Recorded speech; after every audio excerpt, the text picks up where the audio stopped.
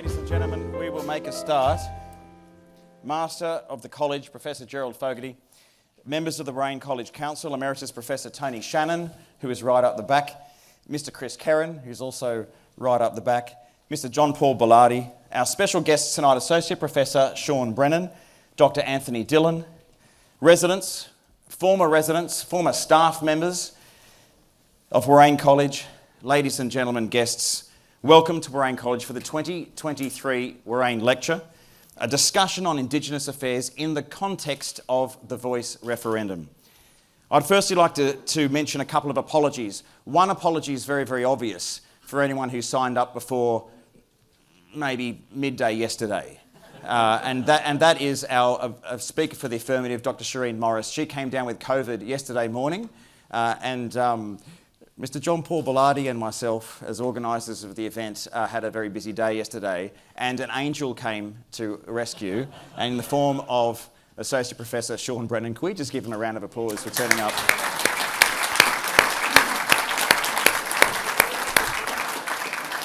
So Shireen sends her apologies and we send her our best wishes for a full recovery. She has 2 or 3 of these engagements a day, so there's plenty of other people missing out as well. I'd also like to mention someone who pulled out this morning who was going to be an honoured guest here tonight, and that's Dr Jessica Milner-Davis.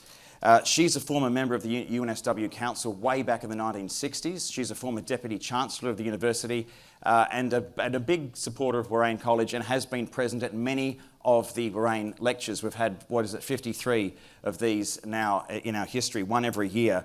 And we were going to mention her late husband, Jeremy, who was one of the founding directors of the Australian Graduate School of Management, who passed away in June. Jessica also fell sick this morning, and so we send her our best wishes and our commiserations for her husband, an esteemed and celebrated Australian academic like herself. We welcome our academic fellows as well in attendance tonight. Emeritus Professor John Gascoigne, thank you very much for joining us. Professor Peter Heslin here in the front row, thank you for coming. And we also welcome Mr Frank Casadessus there in the second row, the founding and long-term secretary of EDA, the governing body of Warrane College. And we also pay tribute to the recently deceased former chair of EDA, Mr Chris McGuirk, who was a big supporter and gave years of service to this institution. And right down there at the front row, we have a very fresh chair of EDA, Mr Peter Sackerson. So thank you for joining us tonight as well. A couple of housekeeping matters before we kick off. You may have figured out already, but the bathrooms for the ladies are in the foyer behind us. If you do need to access that at any time, please go via the back of the room. I'm sorry about that. And then down this corridor here into the foyer. The male toilet is in the room next to this room at the back. So everyone go to the back if you need the bathroom, and hopefully you'll be shown where to go. Please make sure your mobile phones are at least on silent. It'll be embarrassing for you if there's a bit of noise that emanates from your pocket or hip. So please, if you'd like to turn them off or put them on silent, that will be great.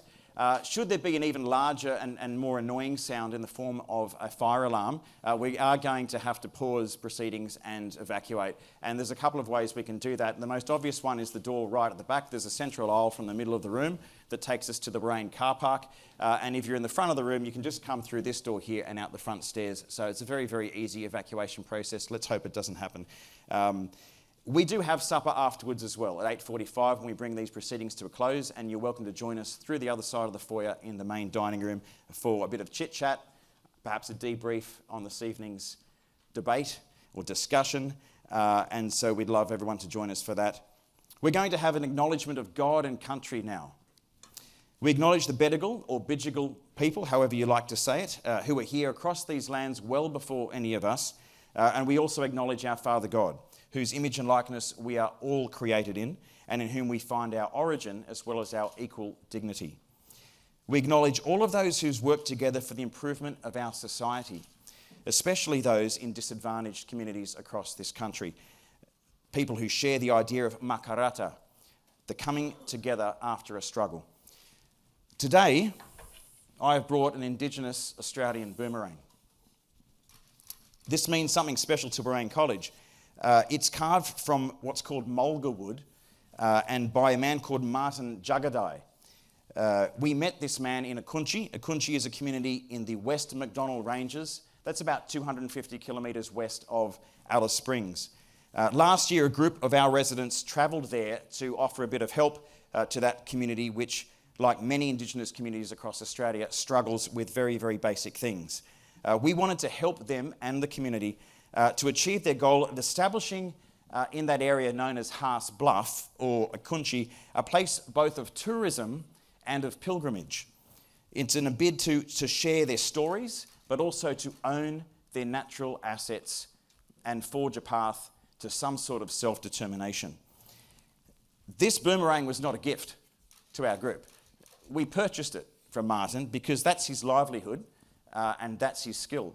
And that, in a small way, speaks to the broader plight and effort in that community. It's a community, like so many others, that has been constantly curtailed by so many factors, but also, we must say, a bureaucracy that has been dragging its heels for a long time. These people are one with their land, but they don't own their homes on that land. There's little support for local businesses. There's little support for their efforts to develop the area into the booming tourist hub that they very realistically envisage it to be in the near future. This is the story of so many of our Indigenous brothers and sisters across the country, and without lamenting too much the lopsided statistics on health and education, not to speak of crime as well, it gives us a small window, perhaps a very small but positive window to look through of what could be without too much effort. And it should prompt the question of why we haven't yet managed to help these communities reach some level of self-determination despite the investment of millions. Now, with that brief backdrop, I hope we'll have a solid departure point for our discussion tonight. We're discussing Indigenous affairs more broadly, but in the context of this upcoming referendum on the voice to Parliament. So, will the proposal to change our constitution, as put forward by the Yes campaign, help achieve equality and change? That's what the Yes campaign has set out to convince Australia about, as well as our Prime Minister. It says it will. It says the recognition that's also part of this question is long overdue. The No campaign's task is simply to convince us otherwise. Now, a few remarks about the working of the referendum itself. I'm sure most of you here are very well aware. A referendum requires the law firstly to be passed through both Houses of Parliament. This occurred through the Senate on Monday the 19th of June this year. Then, for a referendum to be successful, a double majority must vote yes to the proposed changes. A double majority is a national majority of voters in the states and territories, a basic majority, 51%, and a majority of voters in at least 4 out of 6 states, perhaps a high bar to pass. In fact, out of the 44 referenda in our history since Commonwealth, only 8 have been successful. The question this time around is simply this: a proposed law to alter the Constitution to recognise the first peoples of Australia by establishing an Aboriginal and Torres Strait Islander voice. Do you approve this proposed alteration? I'm not asking you now. I will ask for a show of hands a little later on. The proposed amendment to the Constitution is a little longer. It's included in your booklet that hopefully you picked up tonight. It was on your seat or in the foyer. It's on the back, and so you can refer to that at any time, and I imagine our speakers will also refer to that, so please feel free to look through that, as the wording, of course, is very, very important. This amendment proposes to introduce a new chapter and a new section to our Constitution, which would become Chapter 9, Section 129.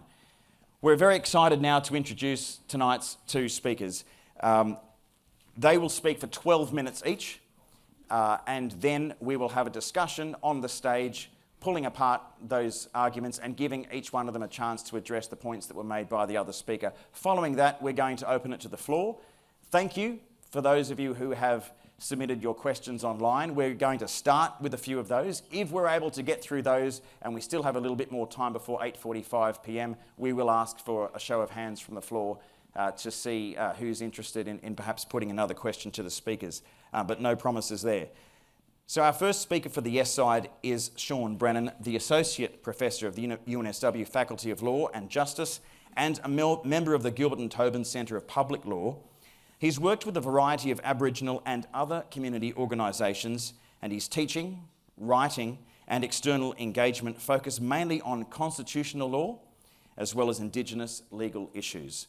In 2016 and 2017, Sean was a member of the pro bono legal team that supported the Regional Dialogues and First Nations Constitutional Convention, the process which, as many of you know, culminated in the Uluru Statement from the Heart.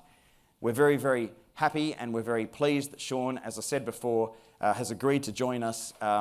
He's right across the issues, so it's not like he started thinking about it yesterday, but he certainly started thinking about coming to Warrane College yesterday when the emails and calls went around, so we thank him for that. For the no side, we have Dr. Anthony Dillon, an Aboriginal Australian, a researcher for the Institute for Positive Psychology and Education at the Australian Catholic University in Sydney.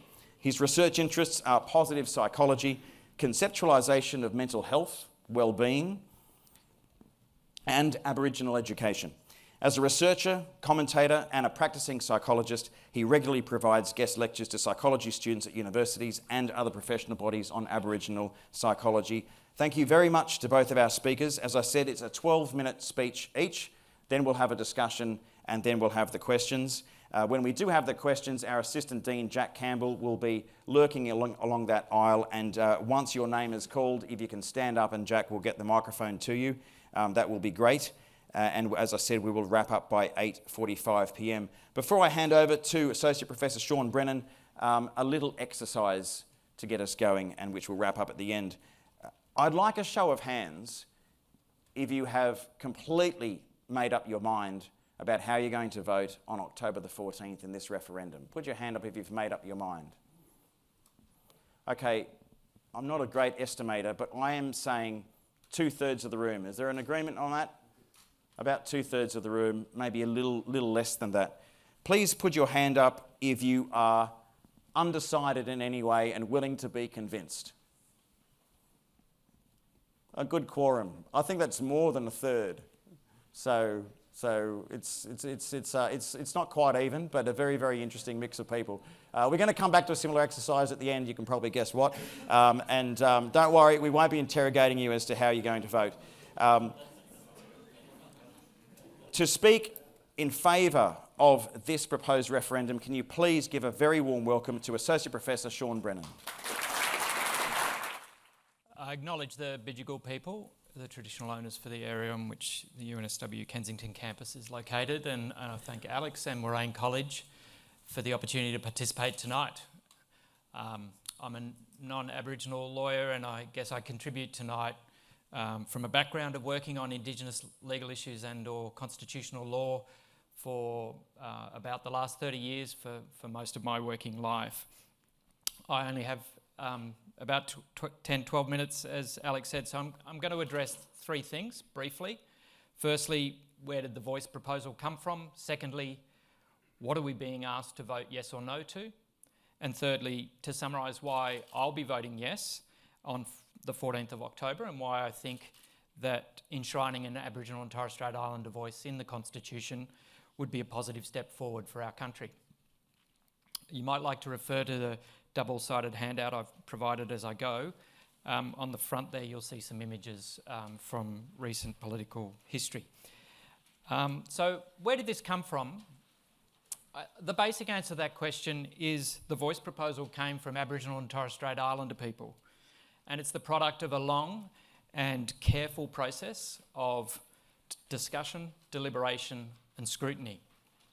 Proposed section 129 is the fulfilment of a 16-year national discussion on constitutional recognition.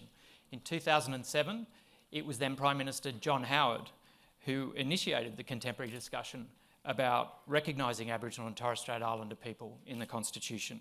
In fact, since 2007, all 7 Prime Ministers, Howard, Rudd, Gillard, Abbott, Turnbull, Morrison and Albanese, have gone to elections saying that they are committed to recognising Aboriginal people in the Constitution. In 2010, during the Gillard government, an expert panel of non-Indigenous and Indigenous people did a lot of work on the issue, conducting intensive consultations before recommending a package of proposals to be put to a referendum in the early to mid-2010s. But there was no formal government response to that report, and the debate over constitutional recognition went into a prolonged period of drift and postponement, with governments essentially unwilling to invest real political capital in resolving the question of what proposals should be put to the Australian people. Eventually, 40 Aboriginal and Torres Strait Islander people met with Prime Minister Tony Abbott and Leader of the Opposition Bill Shorten at Kirribilli House here in Sydney in July 2015 in an attempt to address that loss of momentum. That Kirribilli meeting in July 2015 was the decisive turning point because it injected energy back into the movement towards meaningful constitutional recognition. Soon after, new Prime Minister Malcolm Turnbull established the Referendum Council to advise on a proposal for constitutional recognition and a referendum. Under the Council, its Indigenous Steering Committee devised a model of consultations that could advance the debate, and that's how we came to have the Uluru Statement from the Heart in May 2017. As a long-term colleague of UNSW, at UNSW, of Professor Megan Davis, as Alex said, I was invited to be part of a small pro bono legal team, offering support throughout the process of regional dialogues leading to the First Nations Constitutional Convention at Uluru. Between December 2016 and May 2017, deliberative dialogues were held in 12 locations around Australia with an additional meeting in the ACT. And each dialogue brought together approximately 100 people, men and women in equal numbers, drawn in fixed proportions in a 40-40-20 ratio from traditional owner groups, regional organisations and significant individuals from the region. In good faith deliberation, participants worked through the differing proposals for constitutional recognition that the Prime Minister and the Leader of the Opposition, via the Referendum Council, had asked them to consider and respond to. At the end of each gathering, participants selected delegates to a First Nations Constitutional Convention at Uluru. Delegates arrived at the Uluru Convention in May 2017, carrying the views from their region, and after several days of intensive discussion, they endorsed a reform agenda expressed in the Uluru Statement from the Heart. The statement called, as you know, for empowerment through a voice that could speak to Parliament and government and could evolve as needs change over the decades to come. The Referendum Council recommended the government and Parliament proceed with a referendum for a representative voice in the Australian Constitution.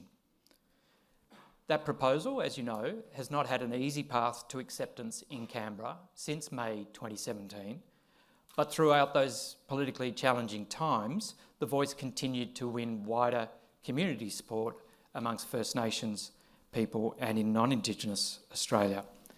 Eventually, after the federal election last year and more work on the proposal, as Alex said, the bill for the constitutional change passed through the Parliament between March and June this year, and the Prime Minister announced October 14 as the date for Australians to vote yes or no on the question approved by Parliament.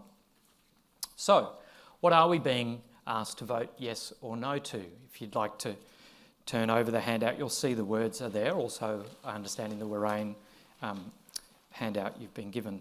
There are 92 words there, and I'm going to walk through 4 key things that the proposed constitutional wording will do. First, recognition. The opening words of section 129 designate the voice as the form by which this change will affect constitutional recognition of Aboriginal and Torres Strait Islander people as the First Peoples of Australia. Subsection 1, secondly, is about establishing the voice. In a straightforward and transparent way, it provides for the establishment of a voice as a new constitutional entity with words that are intended to provide for its continued existence. Next, subsection 2 confirms the primary or core function of the voice in simple and direct language. It empowers the voice to make representations to Parliament and the government.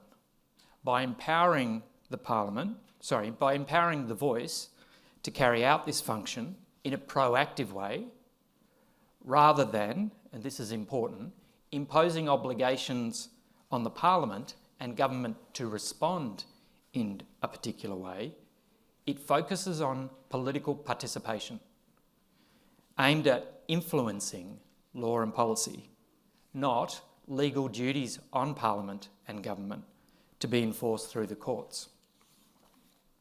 The phrase matters relating to Aboriginal and Torres Strait Islander peoples puts an outer boundary around the core function of making representations and then leaves it to the voice to determine its priorities, taking account of the policy, proposals and climate of the time, its own resource limitations, public scrutiny, and of course, the need to be accountable for its work back to its own First Nations constituents. Finally, subsection 3 gives Parliament the power to legislate the detail. It's a broad legislative power to make laws relating to the voice. It means that Parliament, the elected representatives of the whole Australian people, is in a position to determine the details of what the voice looks like and how it will operate. So thirdly, why I'll be voting yes and think this will be a positive change for the country. And essentially that's because, in my view, it's a practical improvement to our system of government that's compatible with our existing parliamentary democracy.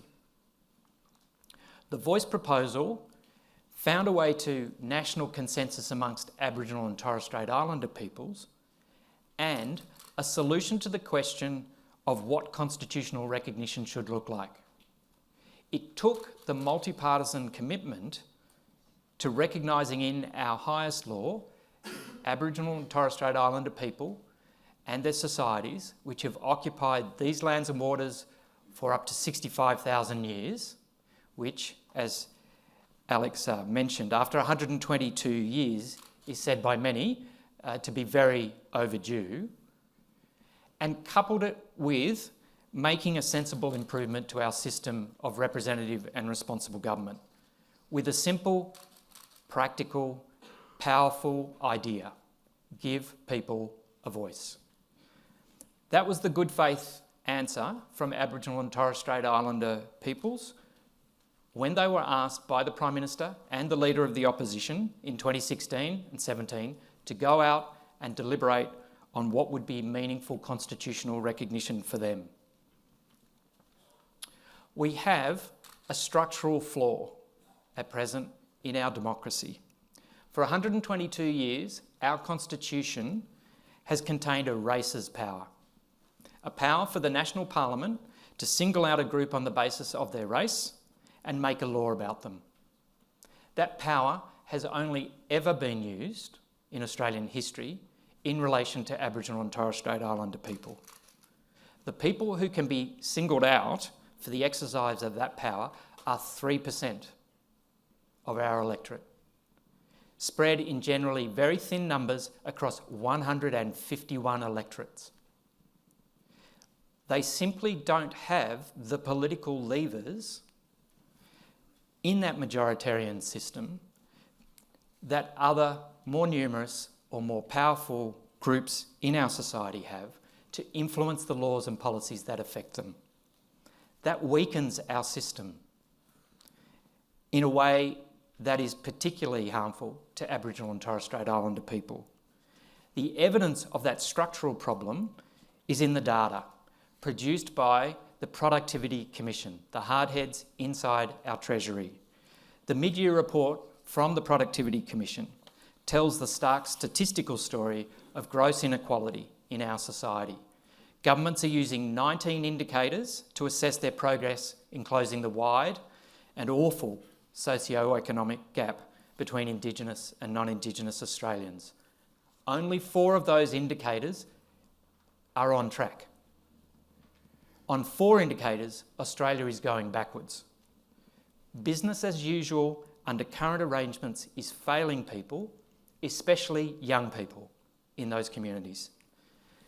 The Productivity Commission says in reports where it includes things that work, is enabling them to share in decision-making about things that affect them. That was written in 2016. It's been reiterated in all of the Productivity Commission reports.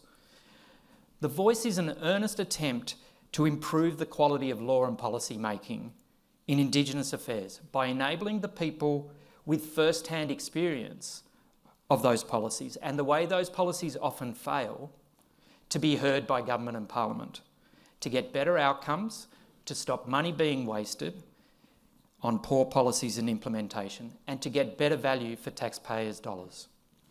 The proposal is about political participation, not courts. The words are carefully chosen to achieve that objective and to be compatible and congruent with the essence of how our democracy works. It simply gives the Voice, as an actor in our constitutional system, the authority to make representations to Parliament and government. There's multi-party support for constitutional recognition. The Uluru Statement says, let's take that opportunity and make the most of it. Let's bring the country together around a simple, practical, powerful idea, give Aboriginal and Torres Strait Islander people a voice, a say in the laws and policies that affect them. It is, as a former Chief Justice of the High Court said, a low-risk, high-return opportunity. Ordinary Australians won't lose anything by supporting the inclusion of an Aboriginal and Torres Strait Islander voice in the Constitution. And there is so much to gain. Thank you. Thank you very much, Sean. We're going to hand straight over to Dr. Anthony Dillon, who will argue for the no side. Thank you. And I think, once again, keep that applause going for someone who stepped in right at the last minute. So, that was a big task, which shows his commitment to the cause. I was looking forward to Shireen being here. When I heard it was her, I thought, brains and beauty. We don't have that tonight, but we kind of. I think we done pretty well. We've done pretty well.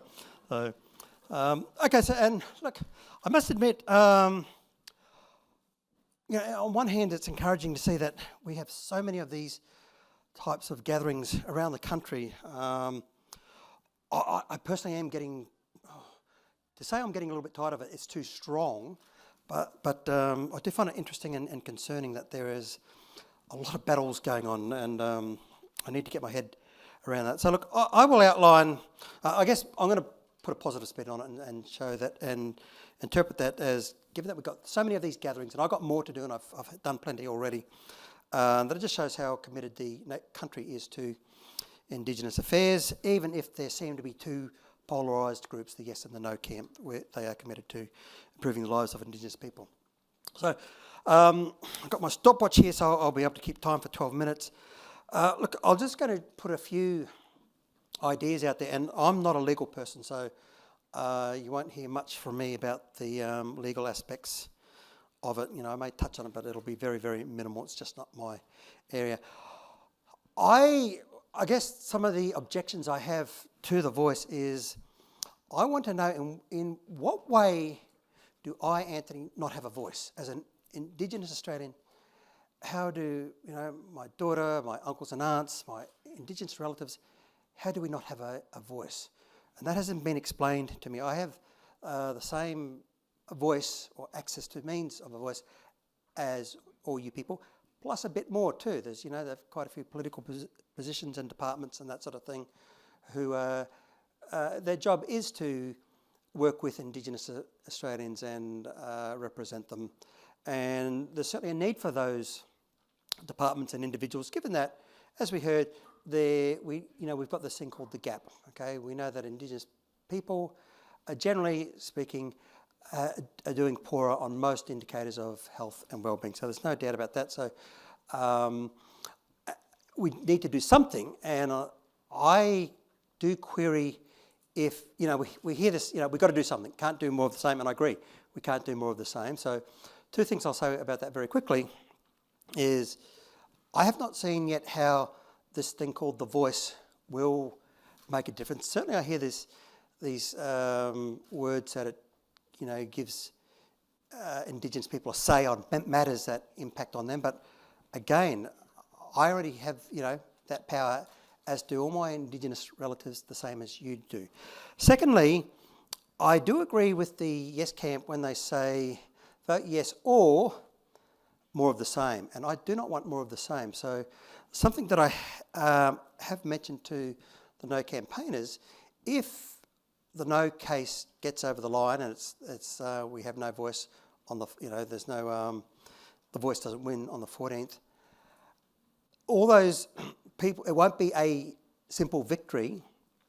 We still have to do a lot to close the gap. So I'm certainly not advocating that vote no and then just leave things the same. It's vote no and there is still a hell of a lot of work that has to be done, and it has to be done very differently to how it's being done now. And I think one of the concerns I have is why we are not seeing the gap closing. We certainly see pockets of improvement around the place, but also there's big pockets of going backwards too. So one of the reasons why I believe we are not seeing the net gain is I think there is far too much emphasis on defining Indigenous Australians as being a vastly different species to non-Indigenous Australians, and I don't think that's very helpful. All it does is create a few jobs for gatekeepers and that sort of thing.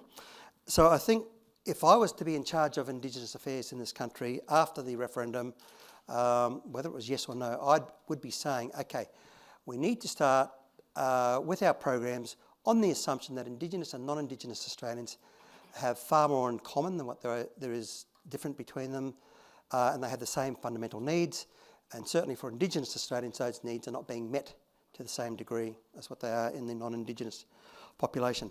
I struggle with the concept of Indigenous Australians as being a collective group. Now certainly if Indigenous Australians all lived in one corner of the country, well then I might think, okay, it makes sense to have a more official body on their behalf, but not only are they scattered geographically, Indigenous people are very, very heterogeneous in makeup, very, very diverse in their views. And we know you only have to turn on the TV or look in the social media, you do get Indigenous bodies, Indigenous clans, Indigenous elders saying, we're against the voice. And that's, I respect their right as much as what I respect the right of those Indigenous people who say we do need the voice. So, I mean, it just shows, given that within the Indigenous camp you have such diverse views, it's not helpful to put them all under the one category, under the one umbrella as a collective group of people and say, okay, so we've got this group called Indigenous Australians, so when we have this body, the voice, it speaks on behalf of all those Indigenous people.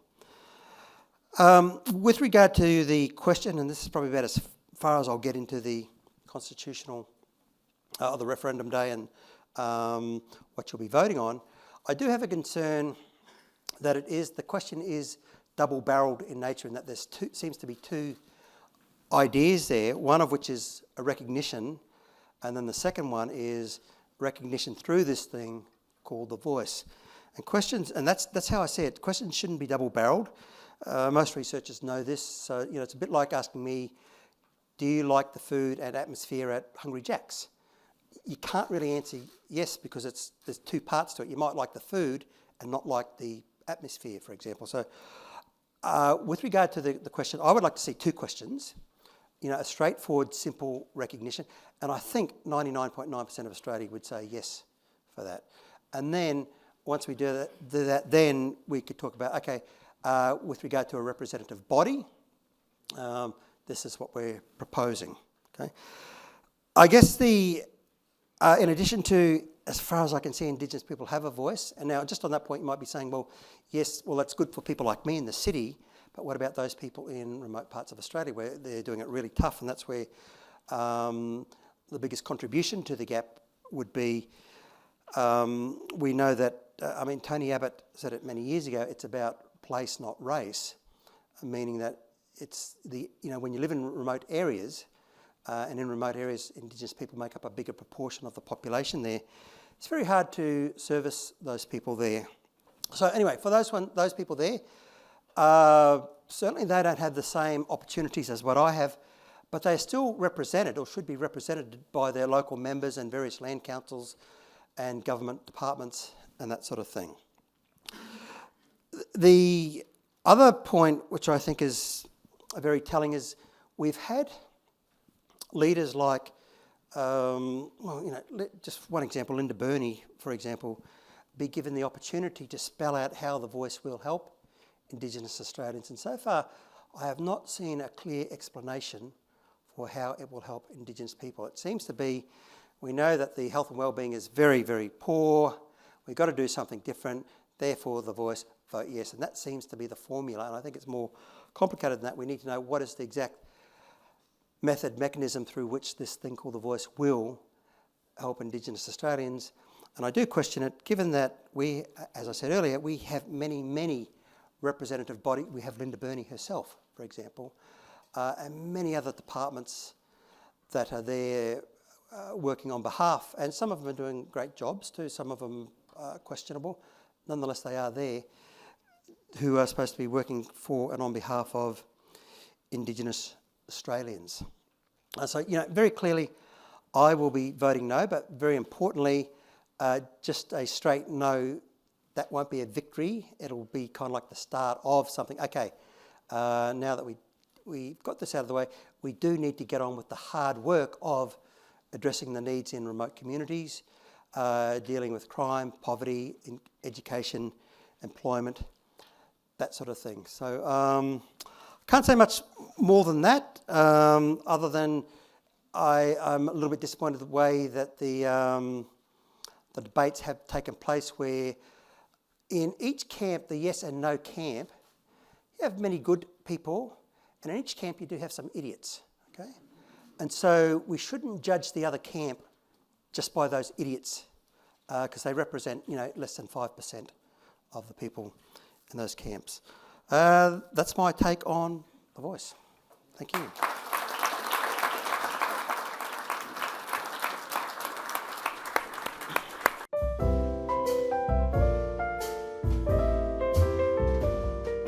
It seems to favour a angle of empowering the voice to make those representations to the Parliament when everyone has a power to be heard in this country. Really, it seems that the onus is on the Parliament, and perhaps even more so, and I'd like to get your view on this, even more so the executive, to be not just listening, but responding in some way.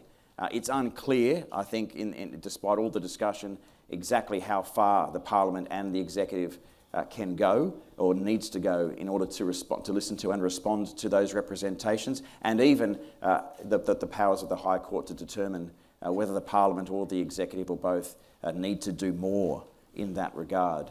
Do you agree with that characterisation of the wording of the amendment, that it seems to be putting the onus on the Parliament rather than a power to the voice that perhaps in some ways Anthony is arguing already exists? No, I wouldn't agree with that, and I don't think the Solicitor General, whose opinion was released to the public, which is a little unusual, but it was released to the public as part of the parliamentary submission process during debate of the constitutional amendment, the bill for the change. Neither does the Law Council of Australia, neither does the former Chief Justice of the High Court, Robert French, nor the Justice Ken Hayne, appointed by John Howard, spent 18 years on the High Court. Their view is this is a modest change that works compatibly with our system of representative government. It doesn't fetter the executive, to use the words, or impede, fetter or impede, to use the words of the Solicitor General. And indeed, the Solicitor General said he thought it would enhance our system of representative and responsible government. So the words have been really carefully chosen. They're in front of you. They're minimal words. They're words that entail risk for Aboriginal and Torres Strait Islander people. They have taken a knowing risk with the minimalism of those words. They don't oblige the Parliament or the government to do anything. They've been deliberately chosen in order to minimise the potential for court decisions to affect how the voice works. They're there to give a proactive function of influence in the law and policy process. And so that's why someone like Ken Hayne, I watched a recording of him recently presenting to a webinar, said that's why people should read the text. He said if a lawyer stood up on the basis of these words and attempted to argue, for example, there's some implied obligation on the executive government to do something because of what's in subsection 2, he would regard it as untenable. So I think people can be confident this is a legally safe and sound, constitutionally sound change to our constitution that works with our existing system. As to the existing parliamentary process and the fact that people are represented in Parliament already, I guess my mind goes to that deliberative process, to places like Broome or the Torres Strait, to Ross River in Central Australia, where people so far away from Canberra knew they were not being heard in Canberra. They have first-hand experience of what the problems are in their community. They often have good ideas for how to address those issues. They are fully aware of how money is wasted. They see inefficiency and poor policy and poor implementation. But policymakers in Canberra live in Canberra. They work in Canberra. It's extremely rare for them to get out and about to one of those places. But the idea that they get out to all those places is fanciful.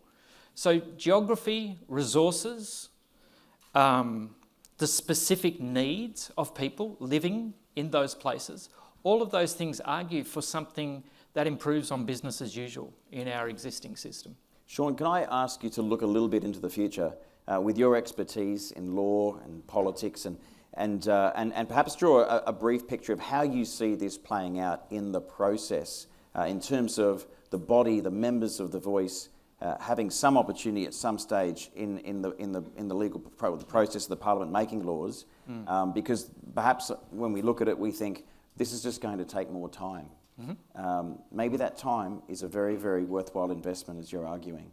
How will it play out, perhaps even in the workings of the executive, so that this sort of consultation can occur? How will it become realistic? So I think this is why the government is mentioned in subsection 2. There was some debate earlier this year at the proposal stage about whether this should include a voice to Parliament and government. It's a very deliberate choice because by the time a government introduces legislation to Parliament, it's heavily invested in its policy approach. And realistically, there may be appeals to the crossbench to either reject legislation or to amend it. But the government is invested in its approach. The important thing is to try to influence the approach the government takes at the point at which it's identifying what the problem is, defining the nature of the problem, and then canvassing what are the available possible solutions. What are the good ideas for dealing with this? And then moving into a policy process, a policy development process, and then legislation if needed. That's why the proposal calls for a voice to Parliament and government, so it can be a meaningful say at the relevant stages at which laws and policies are made. Early, middle, and end point of legislation, and presumably feedback afterwards, monitoring on how things go. And so I foresee, I guess, a body that improves Australia's performance, if you want to put it in those terms, in Indigenous affairs and the way it spends money in that area, by bringing people with first-hand expertise of what that law and policy looks like to the attention of the policymakers when they're first canvassing how they're going to attempt to improve on our current situation, and then to inform legislators as they consider legislation later down the track. Anthony, it sounds like a huge investment. It sounds like a lengthy process, but as I intimated before, it could very well be a good investment of time. You are lamenting the fact that voices aren't being heard in Canberra, and so is Sean. In this sense, rather than getting people from Canberra out to those remote communities, getting people from communities in and at the table sounds like an attractive idea. Yeah, and I'll just add to that too. Yes, look, but what I do question is, I think from Canberra to the grassroots term that we use, there's quite a few steps in the process of Indigenous people at every step. They're saying something, and are making contributions and some disagreeing, no different to non-Indigenous areas and that sort of thing. I'd also add that in rural areas, or areas far removed from the Canberra bubble, where there's no Indigenous people, and you've got Anglo-Saxon or whatever there is, you'd get some of those people who are very unhappy as well with what they've got in life, saying, well, we're not being listened to. And I think the point is, it's, in a lot of these places, it's regardless of whether you've got Indigenous people there or at every step along the way, it's hard to fix a lot of these problems up in these areas. You've got people who don't want to move. You've got to be very sensitive. So in these remote areas, it's very difficult to fix some of these problems, and it's not because there haven't been Indigenous voices there. You're saying it's more complicated than that? Yeah. There can be good ideas from outside that can help. And inside, at every stage in remote areas, where it's just very difficult to bring about change. There have been plenty of... On a systemic. ...organisations in our history. We can think back to ATSIC, this Aboriginal and Torres Strait Islander Commission. Those had their time. For one reason or another, they were done away with by successive governments. This is going to be the establishment of a body that can't be done away with the government. Is that a good thing? Well, it's interesting. The yes people are saying it is a good thing, and the no people are saying it's not a good thing. So, and I would sort of lean to it's not a good thing. Can we kind of try, again, this is someone who's not a legal person, knows nothing about the Constitution, could we try it outside of the Constitution first and see how it goes? Because what I find interesting is, with every change of government, it doesn't seem that we lose all the Indigenous government departments there, or the Indigenous employees. With every new government that comes in, they still remain. So it's not as if they get knocked off the same way ATSIC was knocked off. Sean, have you got a response to that? Yeah, I think it was really clear from the people involved in the regional dialogues that the history of representative organisations that did enhance the voice people had, when it came to law and policy, had been abolished. They were either set up on an executive basis, so government could administratively remove them, or they were legislative like ATSIC, and they could be abolished by repeal of the legislation. People may remember, if you're old enough like me, that in the early 2000s, when ATSIC was abolished, the government of the day had actually appointed a working group involving people from both sides of politics and also beyond politics to look at improving ATSIC. There was a lot of hope staked on that process of reforming ATSIC, because Australia had experimented with a representative body. The Parliament had experimented with a particular form of representation on a regional and national basis. I worked in Cape York in the 1990s, and the Cape York Regional Office of ATSIC and the Cape York Regional Council of elected representatives was a very effective pair of organisations for people living in that area. Was a significant improvement overall on what happened in Indigenous affairs compared to what had happened before. But there were well-publicised stories, for example, about what went on in Canberra with ATSIC. And there was no gender consciousness, for example, in the structure of ATSIC. I don't think that will wash anymore. Those kinds of flaws and defects that existed in representative organisations in the past, they weren't there in this process I've described to you. For example, the deliberative process of the regional dialogues was 50-50 male and female.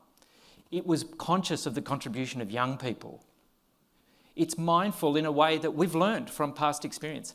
The proposal is trying to strike a balance between a question of principle. Should there be a voice? That goes in the Constitution, so the politicians can't take it away when they decide they don't like a particular body. But Parliament decides the detail. So if Parliament decides this is not working, Parliament can move to a different model or plan. The intention of this model is not that the voice remains static for all time. It's the question of principle we're being asked to vote for on the 14th of October. Do we support recognition of Aboriginal and Torres Strait Islander people through a voice?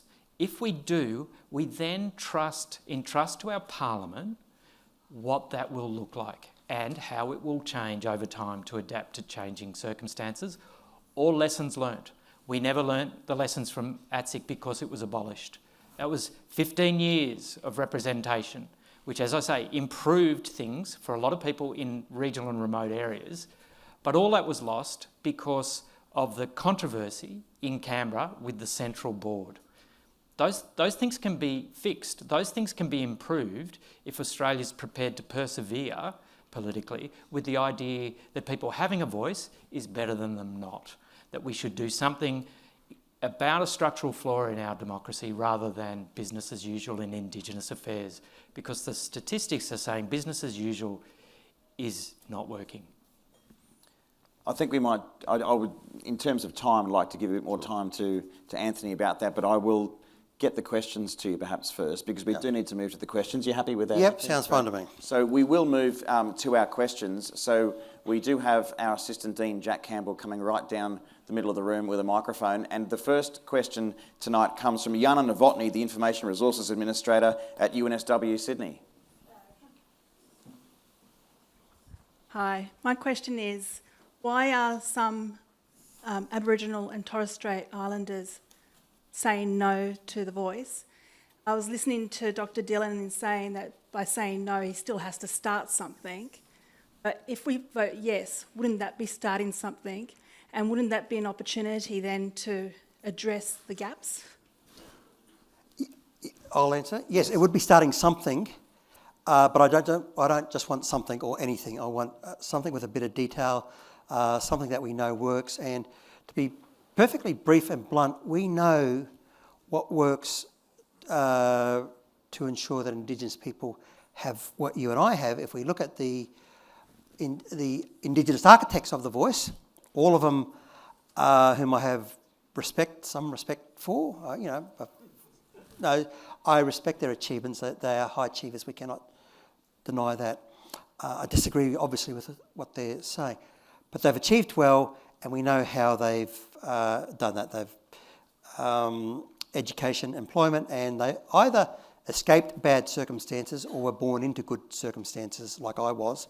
And if they escaped bad circumstances, it was because someone lent a helping hand. So I would be looking, to do something. I'd be wanting to do the something that worked for the architects of the voice. So, and I'm dead set against, as I said before, if no gets up, I'm not going to think, okay, that's great, it's victory, that's business as usual. Absolutely not. I would be looking at, let's focus on the tough spots, the hard spots, rural and remote areas, fixing those places up. I want to just follow up with the very next question, actually, because it will just flow naturally on. Thank you very much, Jana, for getting us started. I'd like to call on Hamish Cavell. He's a Warrane old boy. He studies international studies and law. He's also a staffer for Labor MP Linda Burney. Can you please ask your question to Anthony, perhaps, Hamish? Thank you both for your talk. It was really great and informative, and thank you for being so respectful through all of it. My question was, we've seen a lot about how the voice is going to work, what it's going to be, and what it will achieve. If you want to read the Marcia Langton report, I would recommend to everyone that they read it. It has a lot of detail about how the voice could look. From the no side, we've seen 3 different narratives of what we do instead. We've seen from Justina Price, we have an inquiry. I'm not sure what an inquiry has ever achieved, but we've got that. From Peter Dutton, we have purely just constitutional recognition in our constitution, and that's it. And from Warren Mundine, we've had the suggestion that a no vote leads towards treaty. What is the no camp actually suggesting as an alternative to the voice that will actually meaningfully improve outcomes for Indigenous Australians? Yeah, okay, good question. With regard to Dutton, what was Dutton's suggestion? Just the recognition. Yeah. Okay, that, and I'm sure he's got lots of other things as well. That's just something he's been vocal about in the context of the current discussions about the voice, which is so much about recognition. But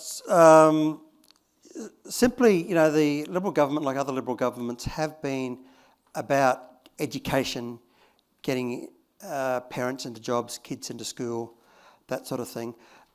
And, it works great in theory. I think it has been stifled by misspending, political correctness along the way, where we pay too much attention to changing street names and and all that sort of thing.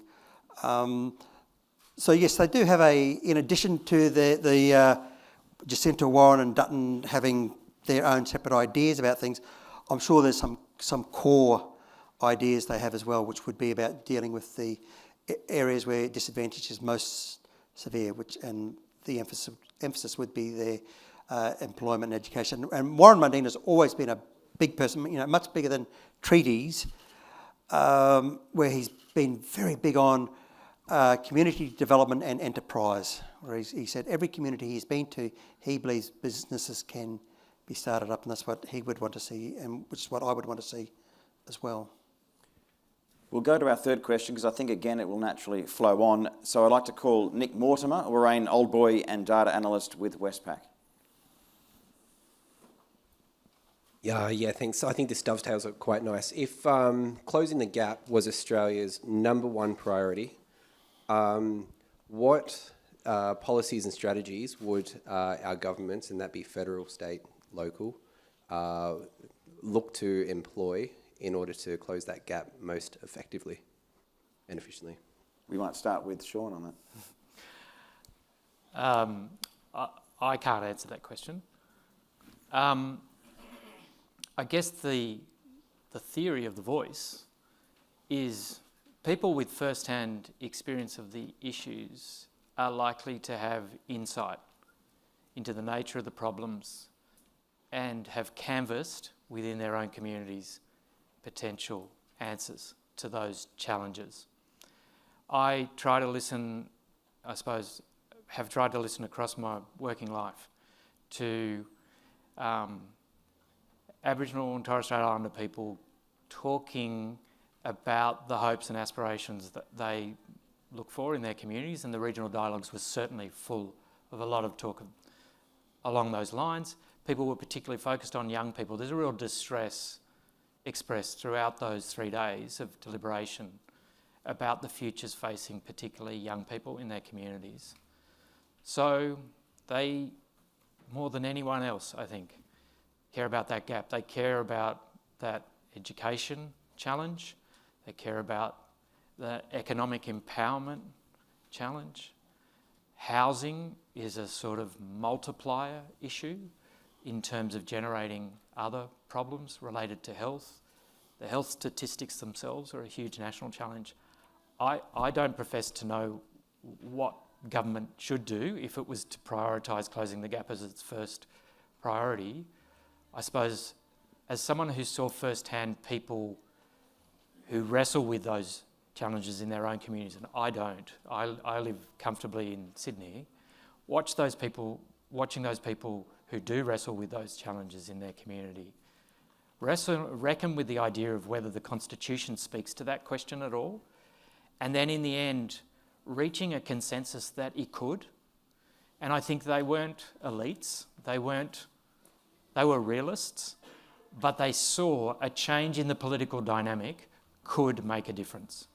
So I think prioritising the issue, making governments more accountable for their performance in Indigenous affairs, applying more pressure to the political process for better policy. I think they saw all those things embedded in the idea that if we improve our democracy by giving Aboriginal and Torres Strait Islander people an institution protected in the Constitution but subject to Parliament's legislative detail, then we could, I guess, shift the dynamic in Indigenous affairs from where we are, where business as usual, where the Productivity Commission will continue to produce reports every year showing that some indicators are off track, they're behind, or the gap is not closing as fast as non-Indigenous Australia, so the gap is not getting any closer.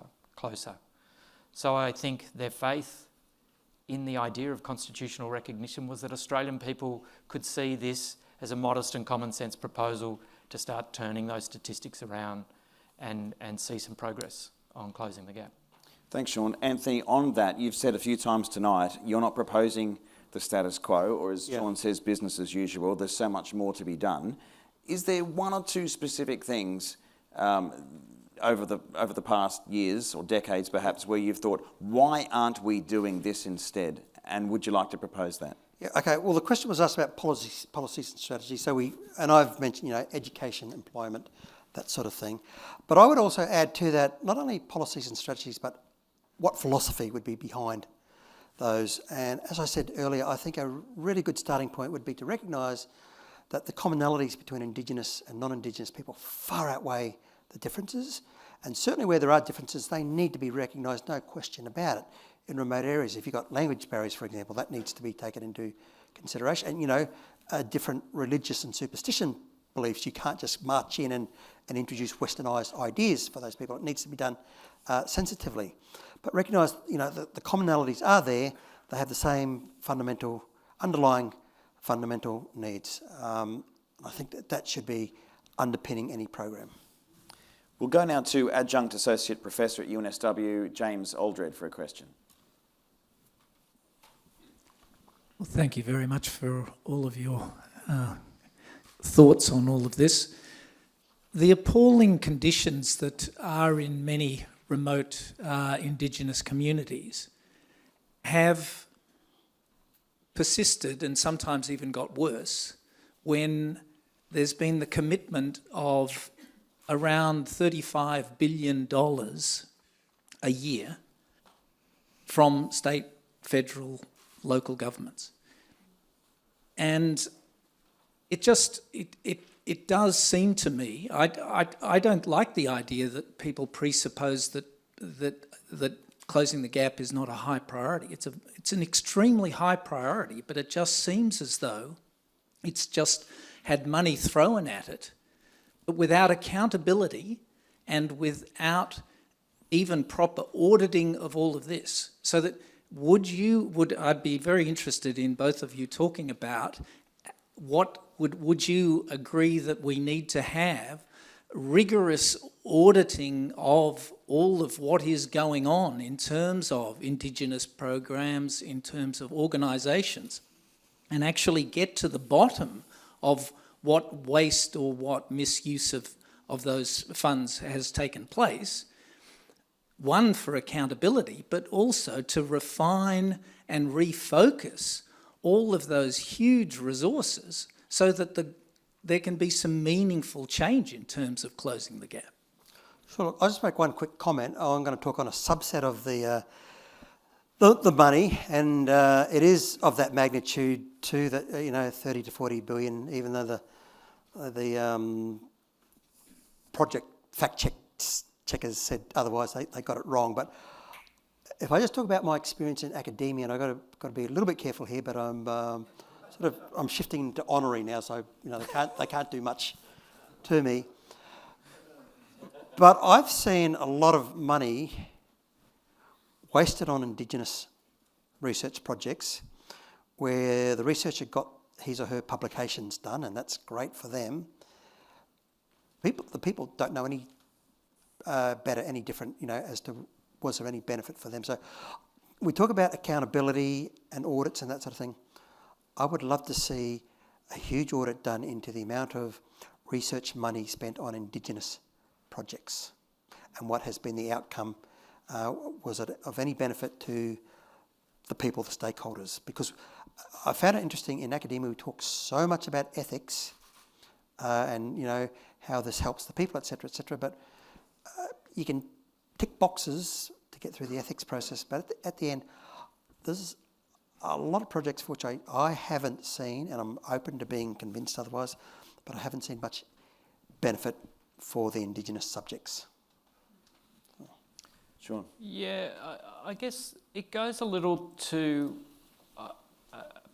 a puzzle for me, I think, that there's been a strong reaction from people who I guess totally understandably, appropriately, would identify from the more conservative side of politics about the voice proposal. To me, this is a proposal that works in with existing ideas about political constitutionalism, about prioritising our parliamentary democracy, our system of representative government. I think in that way, it's a conservative proposal. By comparison, for example, to entrenching rights and freedoms in the Constitution that are directly enforceable by the courts, that appealed to the expert panel in 2012. it didn't appeal to the opposition at the time. The government decided not to put any capital into that proposal. People at the regional dialogues canvassed a whole range of different solutions, and they landed on the voice, in part because they thought this was a viable proposal across the political spectrum in Australia. And I think one of the things that's missed about the voice idea is amongst its advocates are people like Noel Pearson. And as people in this room probably know, Noel Pearson is one of the most strident advocates in Australia of a responsibility agenda in Indigenous affairs. So it's a shared responsibility approach to government to argue for a voice. And it's what the Productivity Commission says works. In the Things That Work section, when they report on those statistics, they say government acting alone is unable to overcome Indigenous disadvantage. The voice is not people trying to project onto government as if government's all-powerful and a perfect panacea for the problems that beset their communities. Meaningful change also requires continuing involvement and action by Aboriginal and Torres Strait Islander people. The voice is a shared responsibility agenda. And to me, that should appeal to people who believe, from a conservative viewpoint, in the Australian constitutional system. Thanks, Sean.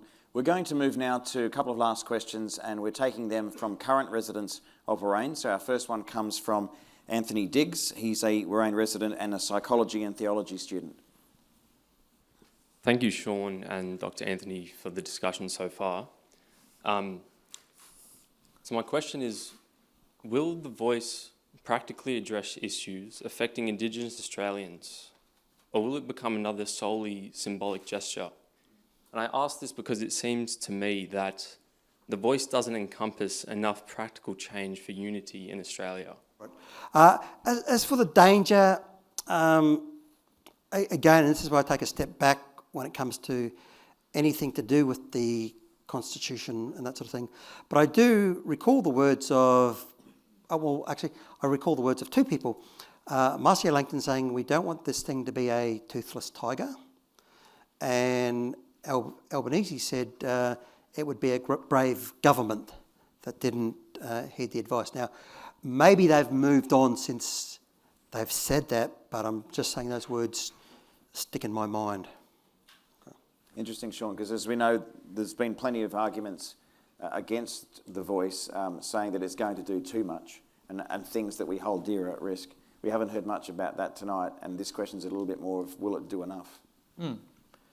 It's a calculated risk, as much politics is. People wrestled with the challenge of constitutional recognition and what that should look like through those deliberative processes. It's a really difficult issue.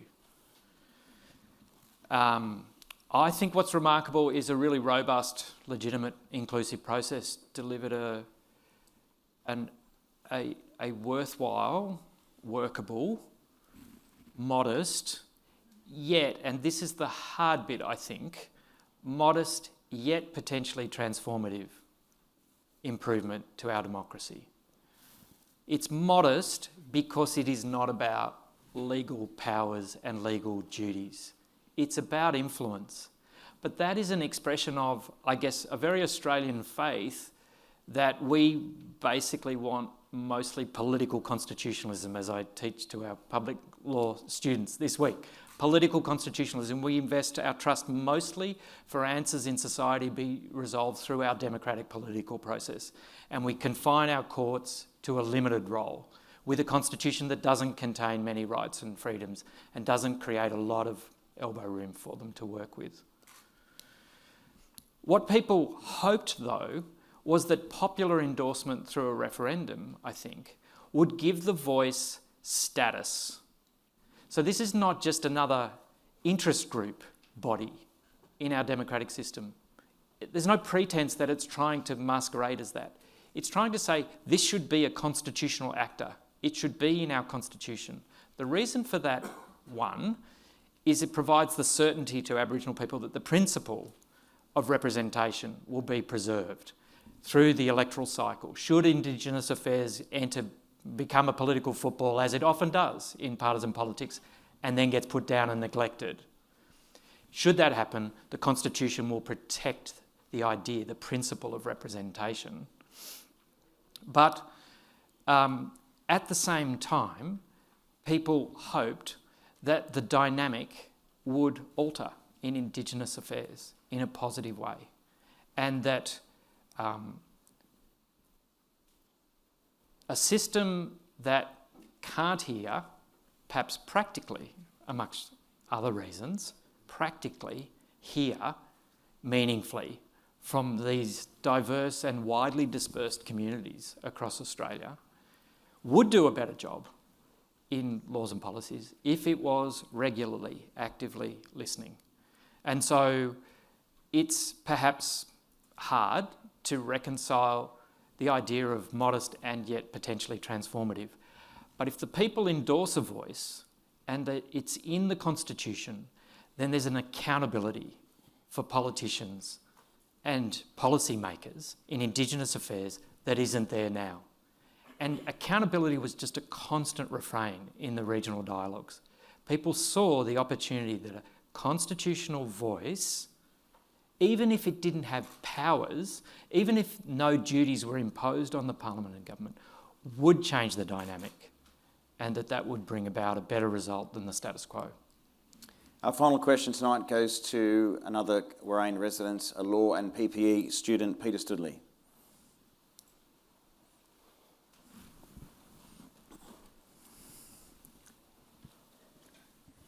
Thank you for your time this evening. I have a question to both members of the panel, kind of through the lens of a historical example. So in 2007, there was a widespread policy introduced, the Northern Territory intervention, and one of the things that was legislated for by the federal government was that there would be alcohol bans in a number of Indigenous communities across the Northern Territory. Controversially, it involved the suspension of the Racial Discrimination Act, and this was seen as Professor Brennan mentioned before, a measure targeted at one race. Professor Brennan, I have a question. If the voice was to succeed, and there were a number of Indigenous people on this voice, and they were responding to a crisis in Indigenous communities, would you see the voice coming up with one solution, say one solution to alcohol issues or health issues in the Northern Territory? Or do you think it would have the capacity to genuinely bring many people who have not been listened to in those disadvantaged communities to advise the government? Or do you think that the voice would come up with a definitive solution? And Dr. Dillon, if the voice were to succeed on October the 14th and members of Indigenous communities were included in a model whereby they could advocate that they had a level of self-determination, and the government did answer and legislate in response to that effectively, would you see that as a benefit overall? We'll start with Sean. Yep. So I'm no expert in alcohol regulation policy, although I have looked at it at different times, including at the time it was introduced as part of the Northern Territory intervention that you're referring to back in 2007. And having looked at some of the schemes, I guess, over time in Australia for alcohol regulation, I do see, again, not from an expert point of view, but to me, a sense in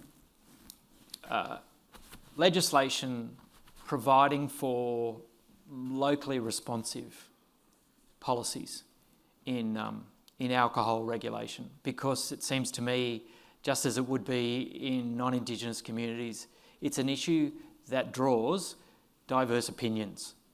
And in the end, if there is going to be restriction, and sometimes, as people might know here, alcohol restrictions are voluntarily assumed within many Indigenous communities.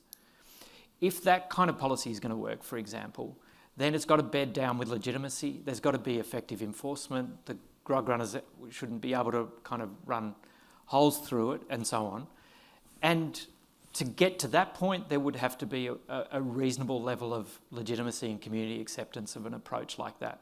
In other places, people may take the stronger view that they think it's too paternalistic to interfere in people's individual decision-making that way.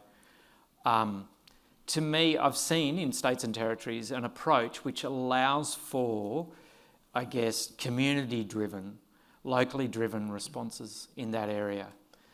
So that's my inexpert response on that specific area. I guess as a general proposition, what I would anticipate, having heard people, I guess, across my working life from leadership positions talk about the policy change they might want to see, I would anticipate that people would be putting to government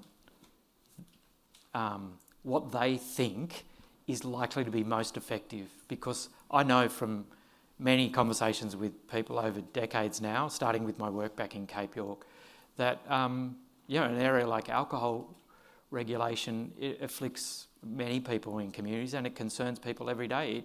It can impede progress on the real priorities that people might want to achieve, whether it's political empowerment or education improvements or health statistics. So these things matter more than anything else to the people who live with the conditions. And I would anticipate the best answers to questions like that won't come from inexpert people like me, but will come from those with that first-hand experience. Anthony, in response to the second part of that question. Can I have the second part repeated? There was something about self-determination. Sure. Peter, do you want to just ask that again to Anthony? Just the second part, thanks. Thanks. Dr. Dillon, if The Voice were to succeed on October the 14th, and members of very remote communities were able to voice an opinion, say about issues, contentious issues such as the implementation or withdrawal of alcohol restrictions or other things, including health or education. And The Voice was actually able to reflect the uniqueness of all of these different communities and not treat them as homogenous. Would you see that as actually a benefit in some way? Of course, if they were able to reflect as far as possible, reflect the majority, yes, I would see that as good, if it could do that. So, we're going to bring things to a close, unless you had something else. No, I was just going to say there was quite an easy, non-committal response from me. If they could do it, why wouldn't I support that? Thank you very much to both our speakers, and thanks very much to those who asked questions and for everyone who attended today. We're going to bring it to an end. We went a little bit over time, but we did start a little bit late, so hopefully you haven't found it too lengthy, and hopefully you found it very informative. I want to thank both speakers very much, because I think it was a great discussion. It was certainly very civil and courteous, and hopefully it's been an educational experience for everyone here. We did do a little exercise at the beginning, and I just want to do it again in some way. So I think we had about 2/3 who put their hand up saying they've already made their mind up, good luck to you convincing me. And I think maybe 1/3 or a little bit more said that they were undecided in some way. So could we have a show of hands from the floor now if tonight, or as of now, you've changed your mind? I'm going to wait a little bit longer because they're taking a while to be raised here. No, keep them up. Okay, so we've got almost 10 people. I can't see because of the lights on the mezzanine level, but maybe there's some residents up there that may have changed their mind. So thanks, you could put your hand down now. So 10 people have changed their mind, and we're not going to ask them which way they changed from or to, okay? Could you show your hands if your view has changed somewhat? There's a lot more there. And it's probably half the room, if not a little bit more. And I think that's I'm very, very happy with that because it shows that there's been some great arguments on both sides. And then show your hands if you're leaving tonight with exactly the same view with which you came. There's actually not that many, but they were put up really, really confidently. So thank you very much, because it shows a great wide breadth of views and interests that have come to hear us tonight. We do have some gifts for our speakers. It's actually the Warrane Indigenous tie that I'm wearing tonight, and that some of the staff members and students that you see around are wearing as well. It is designed by Pam Hall from the Budjalung Artists, and I think they're in northern and New South Wales, this design, and we took it for our tie for our 50th anniversary 3 years ago. So I'm going to present this tie as well as the Warrane tumbler to both our guests. Thank you very much, Sean. And thank you, Anthony.